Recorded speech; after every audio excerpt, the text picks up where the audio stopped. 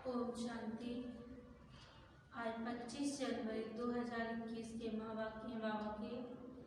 ने कहा, मीठे बच्चे, बाप की श्रीमत से तुम मनुष्य से देवता बनते हो, इसलिए उनकी श्रीमत का शास्त्र है सर्वशास्त्र शिरोमणि श्रीमद् भगवत गीता। प्रश्न है, सतयुग में हर चीज अच्छे से अच्छी सतो प्रधान होती है, क्यों? उत्तर है, क्योंकि वहाँ मनुष्य सतो प्रधान है। जब मनुष्य अच्छे हैं तो सामग्री भी अच्छी है, और मनुष्य बुरे हैं तो सामग्री भी नुकसानकारक है। सतो प्रधान सृष्टि में कोई भी वस्तु अप्राप्त नहीं है, कुछ भी कहीं से मांगना नहीं पड़ता है। ओम शांति। बाबा ईसाई द्वारा समझाते हैं, इनको जीव कहा जाता है, इनमें आत्मा भी है, और तुम बच्चे जानते हो परम पिता परमात्मा भी इनमें है। यह तो पहले पक्का होना चाहिए। इनको दादा भी कहते हैं। यह तो बच्चों को निश्चय है ना, इस निश्चय में ही रमण करना है। बरोबर बाबा ने जिसमें पधरामणि की है वह अवतार लिया है। उनके लिए बाप खुद कहते हैं, मैं इनके बहुत जन्मों के अंत के भी अंत में आता हूँ। बच्चों को समझाया गया है, यह है सर्वशास्त्र शिरोमणि गीता का ज्ञान। श्रीमत अर्थात श्रेष्ठ मत, श्रेष्ठ मत है ऊंचे ते ऊंच भगवान की, जिसकी श्रीमत से तुम मनुष्य से देवता बनते हो। तुम भ्रष्ट मनुष्य से श्रेष्ठ देवता बनते हो। तुम आते ही हो, इसलिए बाप भी खुद कहते हैं कि मैं आता हूँ तुमको श्रेष्ठाचारी निर्विकारी मत वाले देवता बनाने। मनुष्य से देवता बनने का अर्थ भी समझना है। विकारी मनुष्य से निर्विकारी देवता बनाने आते हैं। सतयुग में मनुष्य रहते हैं, परंतु दैवी गुण वाले हैं। अभी कलयुग में है आसुरी गुण वाले मनुष्य। है तो सारी मनुष्य सृष्टि, परंतु वह है ईश्वरीय बुद्धि और यह है आसुरी बुद्धि। वहाँ ज्ञान, यहाँ भक्ति। ज्ञान और भक्ति अलग अलग है ना। भक्ति की पुस्तक कितनी और ज्ञान की पुस्तक कितनी है। ज्ञान का सागर बाप है, उनका पुस्तक भी तो एक ही होना चाहिए। जो भी धर्म स्थापन करते हैं उनका पुस्तक एक ही होना चाहिए। उनको रिलीजियस बुक भी कहा जाता है। पहला रिलीजियस बुक है गीता, श्रीमद् भगवत गीता। यह भी बच्चे जानते हैं। पहला आदि सनातन देवी देवता धर्म है ना कि हिंदू धर्म। मनुष्य समझते हैं गीता से हिंदू धर्म स्थापन हुआ, और गीता गाई है कृष्ण ने। कोई से पूछो तो कहेंगे कि परंपरा से ये कृष्ण ने गाई है। कोई शास्त्र में शिव भगवान वाच्य है नहीं, श्रीमद् कृष्ण भगवान वाच्य लिख दिया है। जो गीता पढ़े होंगे उनको सहज समझ में आएगा। अभी तुम समझते हो, इसी गीता ज्ञान से एक मनुष्य से देवता बने हैं, जो अभी बाप तुमको दे रहे हैं।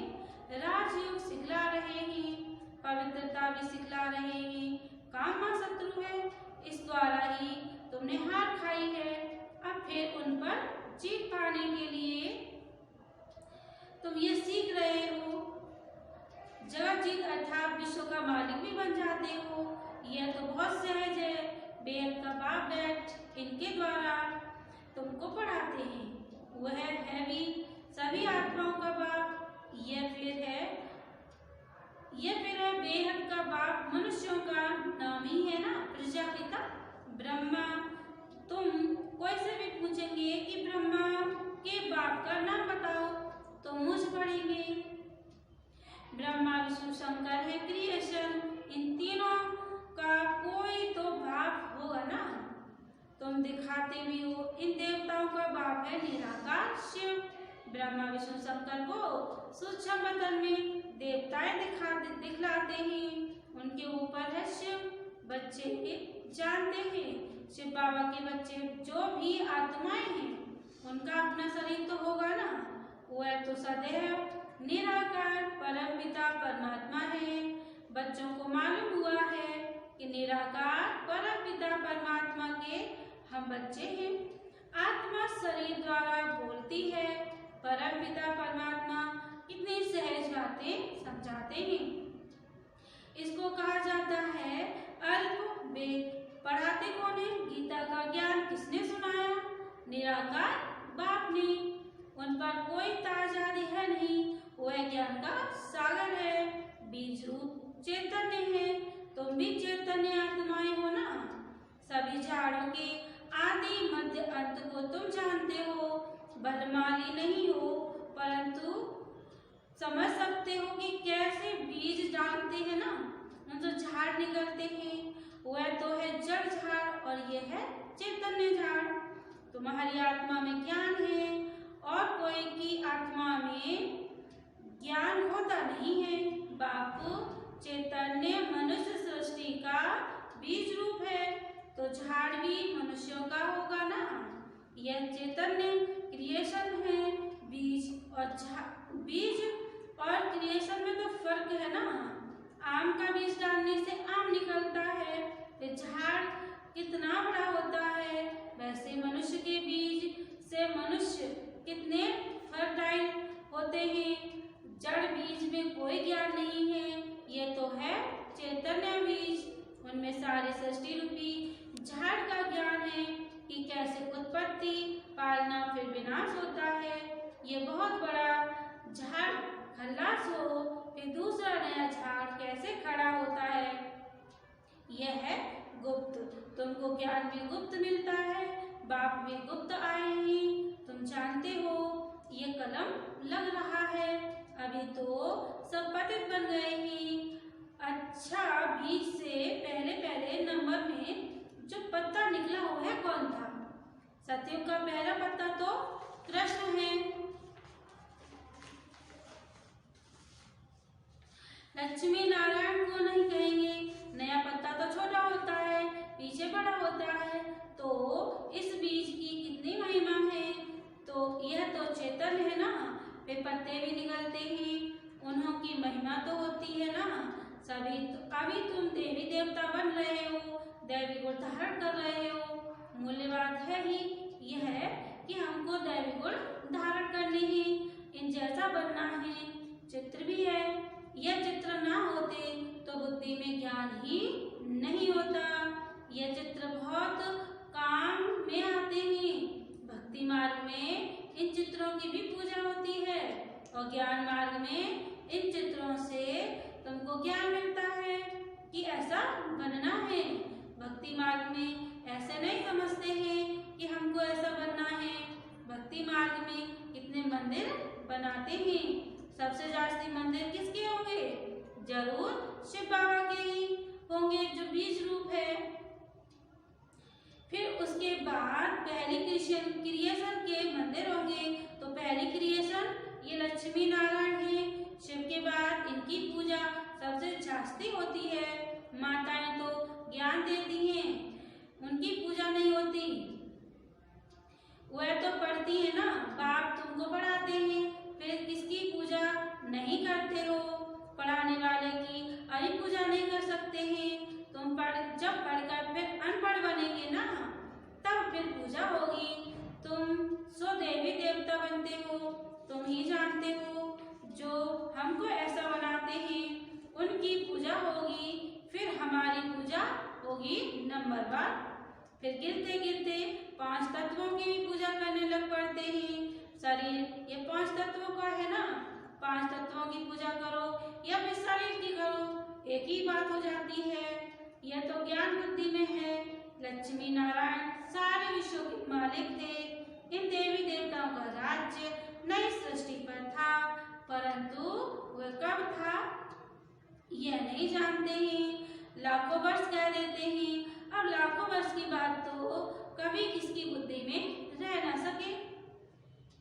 अब अभी तुमको स्मृति है, हम आज से 5000 वर्ष पहले आदि सनातन देवी देवता धर्म के थे। देवी देवता धर्म वाले फिर और धर्मों में कन्वर्ट हुए हैं। हिंदू धर्म कह नहीं सकते हैं, परंतु पतित होने के कारण अपने को देवी देवता कहना सोता ही नहीं है। अपवित्र को देवी देवता कह ना सके।